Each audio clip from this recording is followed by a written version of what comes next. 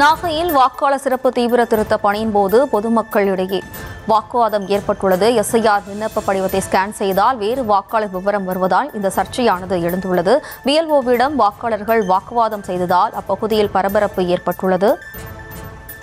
நாகையில் வாக்காளர் சிறப்பு தீவிர திருத்த பணியின் போது பொதுமக்கள் பிஎல்ஓக்களிடம் வாக்குவாதத்தில் ஈடுபட்டுள்ளனர். எஸ்ஐஆர் விண்ணப்ப படிவத்தை ஸ்கேன் செய்தால் வேறு வாக்காளர் விவரம் வருவதால் பிஎல்ஓக்களிடம் பொதுமக்கள் வாக்குவாதத்தில் ஈடுபட்டுள்ளனர். கூடுதல் விவரங்களோடு இணைகிறார் நமது செய்தியாளர் ஜெர்ரி. வணக்கம் ஜெர்ரி. விவரங்களோடு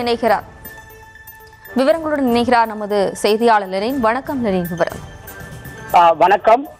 இந்திய தேர்தல் ஆணையத்தின் வாக்காளர் சிறப்பு தீவிர திருத்த பணிகள் தமிழ்நாட்டில் தீவிரமாக நடைபெற்று வருகிறது. அதன்படி நாகை மாவட்டத்தில் வாக்காளர் விண்ணப்ப படிவம் பூர்த்தி செய்வதற்கான சிறப்பு முகாம் பல்வேறு அரசு கட்டடங்களில் நடந்து வருகிறது. அந்த வகையில் நாகூர் கவுதியா தொடக்கப்பள்ளியில் நடந்த வாக்காளர் சிறப்பு திருத்த முகாமில் ஒரு பெண் வாக்காளர் விண்ணப்ப படிவத்தை ஸ்கேன் செய்தால் வேறு நபரின் விவரங்களை காட்டுவது சர்ச்சையை ஏற்படுத்தியுள்ளது.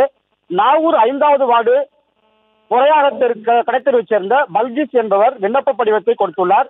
வழக்கம் போல அவருடைய படிவத்தை பூர்த்தி செய்த முகவர்கள் அதை ஸ்கேன் செய்த போது காஜா மொய்தீன் என்று அவரின் கணவரின் பெயர் காட்டியதால் வாக்காளர்கள் அதிர்ச்சி அடைந்தனர். உடனடியாக சம்பந்தப்பட்ட அதிகாரிகள் பலமுறை ஸ்கேன் செய்த போதும் தவறாகவே காட்டியுள்ளது. இது மட்டுமில்லாமல் எஸ்ஐஆர் பணிகள் நாகூர் முழுவதும் தொய்வாக நடப்பதாகவும் முறையான பயிற்சி இல்லாத பணியாளர்களால் குளறுபடி ஏற்படுவதாகவும் வாக்காளர்கள் புகார் தெரிவித்துள்ளனர். வாக்காளர் திருத்த முகாமில் பணியாற்றும் பணியாளர்கள் உடனடியாக விண்ணப்பங்களை பூர்த்தி செய்யாமலும் வீட்டிற்கு எடுத்துச் செல்வதாகவும் இதனால் வாக்காளர் பட்டியலில் எங்களுடைய பெயர் இடம்பெறுமா என்ற சந்தேகம் இருந்துள்ளதாக சமூக ஆர்வலர்கள் கேள்வி எழுப்பி வருகின்றனர்.